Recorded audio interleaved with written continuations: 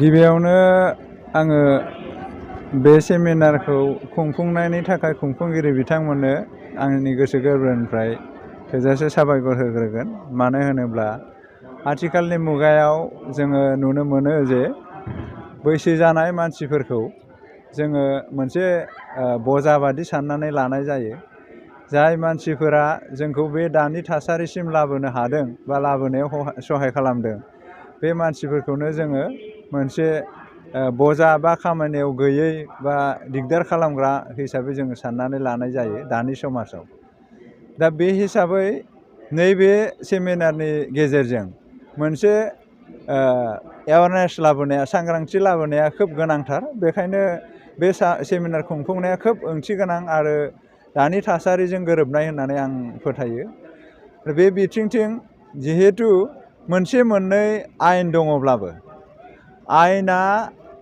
आयेननि लामाजों थांब्लाबो जेब्लासिम सुबुं माहारिया बा जोंनि नोगोरारिफ्रा आयेननि सोमोन्दै लोगोसे गाव गावनि मोन्थाय बा मोन्थायजों लोगोसे गाव गावनि मावनां हाबाफोरखौ जुदि सांग्रांथि गैयाब्ला, बे आयेन थाब्लाबो आयेना आबुं महर मोनफुङा आरो आयेननि जि गुदि थांखि बेफोर जाफुंसारा। दा बेखायनो आयेनफोर थासेयावबो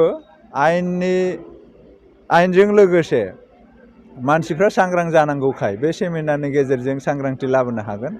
आरो जोङो समाजाव जि समाजाव जोङो दा मोनसे मोननै बिदिन्थि नुनो मोनो जे बोराय समाव बुरै समाव बिमा बिफाखौ जोङो नेवसिनाय नुनो मोनो। दा बेफोरखौ जों नेवसिनायनिफ्राय जोङो जानगाराव थाहोनो थाखाय मोनसे सांग्रांथि लाबोनो हागोन।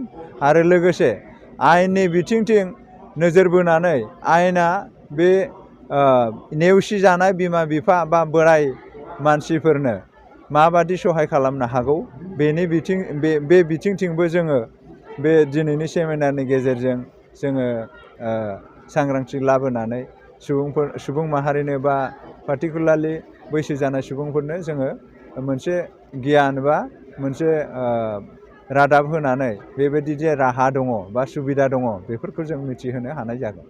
दा आं बेखौनो सानो बे सेमिनारा मोजाङै मोजां जाफुंदों आरो जोबोर ओंथि गोनां। बे थासारिया बा बे जेंनाया जोंनि नैबे गोदान जोलैनि थाखाय जोबोद चेलेन्जिं होननांगोन। मानो होनोबा बेयो थासारिनि बिथोन आं बिनि थाखायनो होननो गोनां जादों जिहेथु फारफ्रोमथिंफ्रायबो ससियेल मिडियानि लोबालोब गाग्लोबनाय एबा हाबसनफैनाय।